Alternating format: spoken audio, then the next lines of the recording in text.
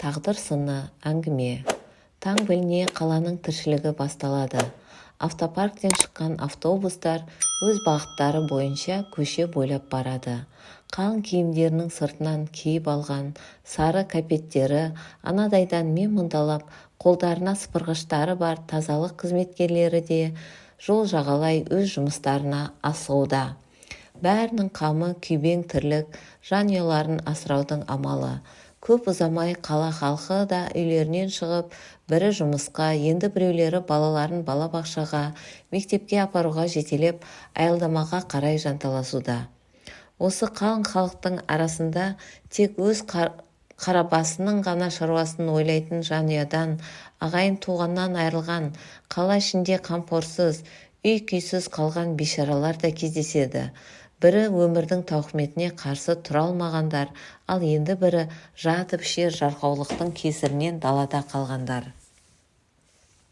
Қала тұрғындары тағам қалдықтарын таңертең қоқыс жәшігіне тастайды.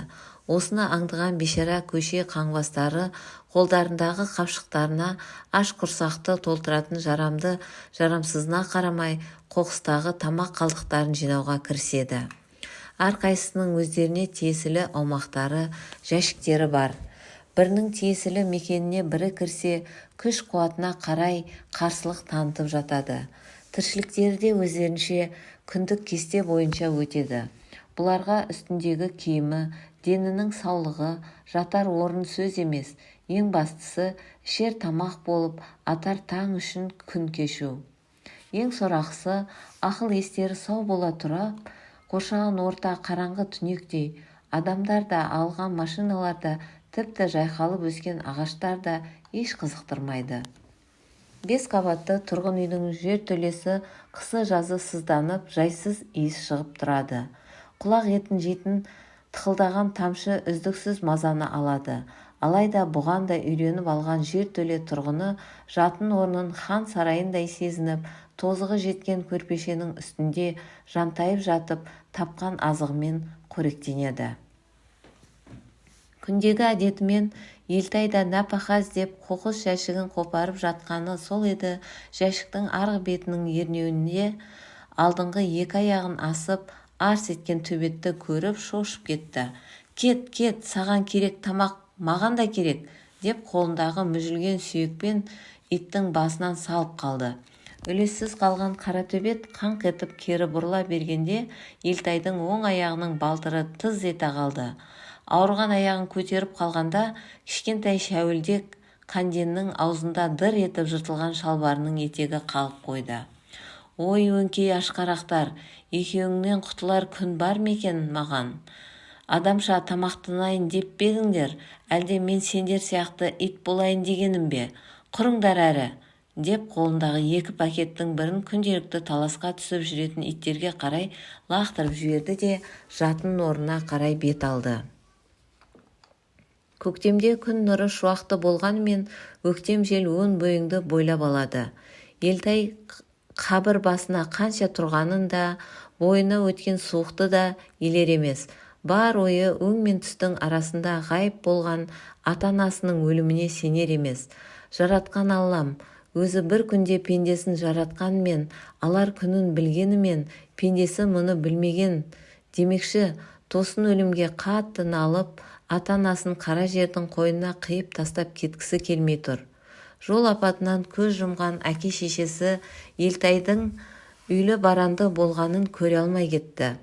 Бір уақыттарда оның көз алдында ас үйдің ішінен «Балам, қолыңды жуып кел, тамағыңды іш», деп анасы шақыратын да елестейді. Алайда есін жиғанда көз жанарын жуған жастан әрең деп алдына ата-анасы жатқан 2 төмбешік қабірі көрінеді. Жүрегі тағы да кеудесіне сыймай аузына тығылады. Жығылғанға жұдырық дегендей ақшаның аздығына, өмірінің жайсыздығына шыдамаған келіншегінің кетіп қалғанына 2 жылдай уақыт болған. Оның үстіне темір жолда машинист болып істеген жұмысынан қысқартылып 2 айдай бос жүргені де жанына батып жүрген. Енді міне мазасызданып жүргенде тағдыр тіпті сорлатты. Ата-анасыз, жанұясыз, Жұмыссыздық Елтайды айға жеткізбей есеңгіретіп жіберді. Күнделікті тамағын тауып жеудің өзі де қиынға түскені аздай, үйінің төлемақысы бір жағынан қыспаққа алды. Қол ұшын берер ағайындары да теріс айнала бастады. Сорлап қалған Елтай кісіні кейде таршылық сынайды, кейде баршылық сынайдының күйін кешті. Жесірін жылатпайтын, кемтарды мұхатпайтын қазағымның қаймағы бұзылмаған ата жолы соңғы кезде сұйылып басқа арнаға түскен секілді. Бір кісі таққа отырса, 40 кісі атқа қонадының заманы келіп, өз кіндігін өзі кесетінің шағы боп тұр. Көп кешікпей Елтай үйсіз күйсіз далада қалды. Панасы жертөле, азығы қоқыс жәшіктен бұйырғаны. Шәуілдек қаншық жыртқан шалбарының етегін мыс сыммен екі жерден бүріп алып, тозығы жеткен ақ қапшығын қалтасына салып тысқа шықты. Күздің бел ортасы, жер тоңазып, аспанды сұр бұлт қаптап, солтүстіктен суық жел соғып тұр екен. Аяғындағы баусыз тозған кроссовкасы, жұқа костюм шалбары күздің ызғырғына қарсы тұрарлық киім еместігін ойлап, түске дейін біраз жерді аралап, қалдық киім кепшік іздеуге шықты. Адамның басынан бағы кеткесін бабы да кетеді.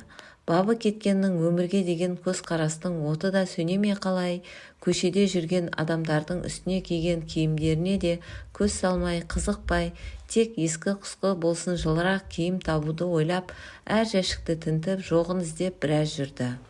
Осылай жүріп, аяғына бір пар көнетөз етік, үстіне бір жеңі сөгілген күртеше тауып, жол жөнекей өз жәшігінен тіске басар бірдеңе табылар ма деп қопарыстырып жатқанда, қоқыс жәшікке бір дорба қалдықты әкеп тастап жатқан әйелдің көзіне көзі байқаусызда түсіп кетіп еді, іші жылынып сала берді. Осы күйде жүргелі адам баласына көз тоқтатып көрмеген, оған бұл қылығы оғаштау болғанмен, ол әйел соңғы жарты жылда өзіне тура мейірімділікпен, сыйластықпен қараған алғашқы адамы еді. Өзімен шамалас, әлгі келіншектің көз жанары жалындап жанып тұрмаса да, көзі тұңғиығында ізгіліктің, адамгершіліктің нышаны сезіліп тұрған. Елтай бейтаныс адаммен кездескелі өзгеріп сала берді. Өмірге деген құштарлық сезімі оянғандай болды. Соңғы кездері қоғам, жұмыс, азаматтық парыз деген санасына кірмейтін.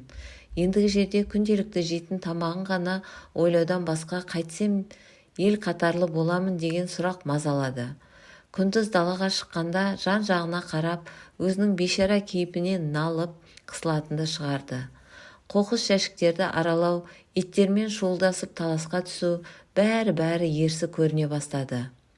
Адамды бір ғана жылы көзқарастың өзі өмірге жетелейтініне көзі жете бастады.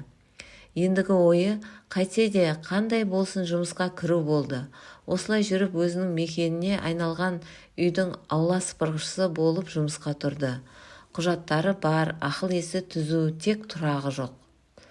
Өзін жұмысқа алған орта жастағы Құдайға қараған комендант әйел әр жұма сайын аз да болсын еңбек ақысын бере бастады. Қыстың басы алай-түлей борандатты. Күзде киген бір сыдырғы жұқа киімнен басқа киімі жоқ. Айына 4 рет алатын аз ақшасы тамағына ғана жетеді. Елтай таңертең жертөлесінен шыққанмен суыққа беттей алмай күрегін ұстап, есіктің сыртын паналап тұрған. Әлден уақытта бірінші қабаттағы темір есік қоңыраулатып ашылып, шығып келе жатқан ана жолғы бейтаныс келіншекті көріп тани кетті. Бірақ өздігінен қысылып, бетін теріс бұра қойды. Бейтаныс келіншек те іш пікірі ішінде болар. Елтайға мүсірке емес, таныс бір адамындай жылы қарап, сіз деп тұтығып барып, сәлеметсіз бе, деді. Сіз деген жүрекке жағымды сөзді естігенде жоғалғаны табылып, өлгені тірілгендей сезініп, жауап беруге қауқары жетпей, үнсіз теріс қарап тұра берді. Әйел Елтайдың үндемегеніне таң қалып, бұл кісі саңырау ма, сақау ма екен деген оймен асығыс аяғын тез-тез басып жөніне кетіп қалды. Елтай болса дүние астан-кестең болғандай, не ойларын білмей аңырап тұрып қалды. Бейтаныс келіншек өзі істейтін кітапханасына келгенмен, өз үйінің жертөлесіне қоныстанған жігітті әлсін-әлсін еске алумен болды. Оның күн ара көріп жүрген әлгі бір жігіт үй-күйсіз демесең, арақ ішіп домалап жатқанын, сақал-мұрты кеудесіне түсіп кім көрінгенмен қайыр сұрап жүргенін көрген жоқпын. Тозығы жеткен ақ дорбасымен қоса қолына кітап, не газет-журнал ұстап жүреді. Бірақ үндемейді. Неге? Мұның жанашыр ешкімі болмады ма екен? Ертең-ертеңгісін тағы кезіксе, аздап ақша берсем қайтер екен, деп қалың ойда отырғанда өзінің жолдасы да есіне түсіп, ойы жалғасып кетті. Сәкен арақ ішпегенде күн әрі мас болып келіп маған қол көтеріп жөн-жосықсыз айғай шығара бермегенде қазіргі күні балалы шағалы әжептәуір үй болып отырар ма едік. Ашынасы барын білгенде тұрмысқа шықпас та едім. Енді міне сопиған қара басым, не күйеуім не балам жоқ. Байлықтың базарында, халықтың назарында емеспін. Кім керек қылсын мені? Ертесіне жұмысқа шыққанда ауланы тазалап жүрген оны тағы көрді. Алдындағыдай емес, бір сыдырғы қалың киім киіпті. Кешегі ойы бойынша сөмкесін ашып 2000 теңге ақшасын алды да бейтаныс жігіттің қасына келіп, «Сіз ренжімей мынаны алыңызшы», деді. «Керек емес», басын төмен салып кінәлі адамша міңгірлей жауап берді. «Сіз қысылмай алыңыз, мұндай жағдай әркімнің де басында болуы мүмкін. Алыңызшы». Шынымды айтсам, сіздің менімен сөйлесіп тұрғаныңыздың өзі ақшадан қымбат. Мен осындай күйге түсейін деп түскенім жоқ, тағдырдың жазғаны шығар. Ал сізге көп рахмет. Мені тағыланған қаңғыбас деп ойламай, адамша көңіл бөлгеніңіз үшін ризамын. Бейтаныс келіншек оның анық, таза, орынды сөйлегеніне таң қалды. Сөзі тазаның жүрегі де таза болар деген оймен ақшасын тағы ұсынып жатып, «Сіздің есіміңіз кім?» деп сөзге тартты. «Есімім Елтай». «Менің есімім Сәлима». «Сізді күнде көргенде ылғи жалғыз жүресіз», дей берген Елтайдың сөзін аяқтатпай Сәлима, «Иә, мен жалғыз бастымын», деп айтып қалды. Айтуын айтқанмен неге айтқанын да түсінбей, «Жақсы», деп тез бұрылып үйіне бет алды. Осы кездесуден соң екеуі де бірде шешуі қиын, неге, қайтып деген сұрағы көп, қалың ойға душар болды. Бірі тоқ жалғыз болса, енді бірі ештеңесі жоқ жалғыз. Екеуінің тағдыры бір Алланың шешімінде. Алайда адамның өз тарапынан да өзіндік ұстанымы әсер етеді ғой. 31 желтоқсан. Кешкісін ептеп қар жауды. Аспандағы аппақ толған аймен жарыса жұлдыздар да сәулесін шашып жарқырап тұр. Қала халқы үлкен бір қарбалас үстінде. Бұрынғы жаңа жылдан әрі арылар емес. Елтай мазасызданып сыртқа шықты. Жаңа жыл оған күнделікті күнмен бір. Себебі өзін құттықтайтын, не оның өзгені құттықтай алмайтыны, жаңа жылға арналып жайылған бай дастарханды көрмейтіні, ата-анасының ықыласын сезіне алмайтыны, бәрі қосылып оның жүрегін қысып, мазасын қашырды.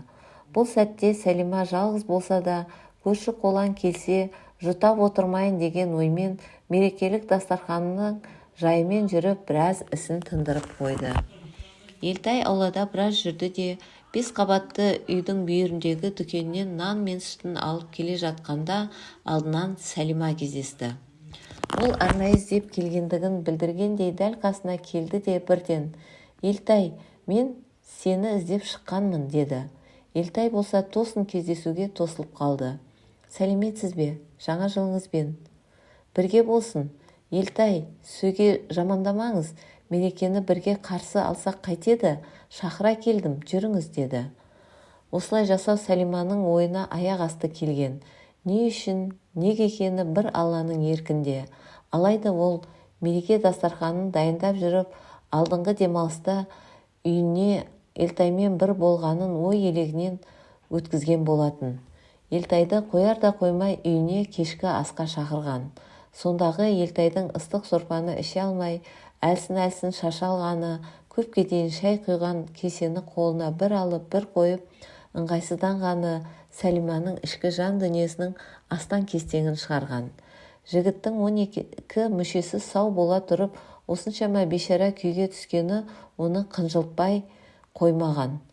Осылайша кездескен кеші есіне түскен шақта есі кетіп, ол бірден пальтосын жамыла салып, алып ұшып далаға жүгіре шыққанда іздегені алдынан кездескен. Құдіреті күшті Аллам екеуін осылайша жолықтырды. Көріп қалған көріктіден көрмей алған текті артық деп бабаларымыз бекер айтпаған шығар.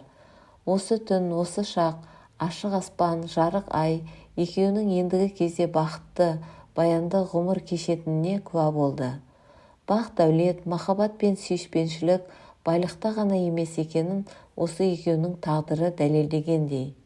Қазіргі таңда бұлар балалы шағалы болып, еңбектің ең бастысы адамгершіліктің арқасында сәні мен мәні жарасқан әдемі күн кешуде. Авторы Қаратай Төлекеев. Құрметті тыңдармандар, әңгімені соңына дейін тыңдаған болсаңыздар, арнаға тіркеліп кетуді ұмытпаңыздар.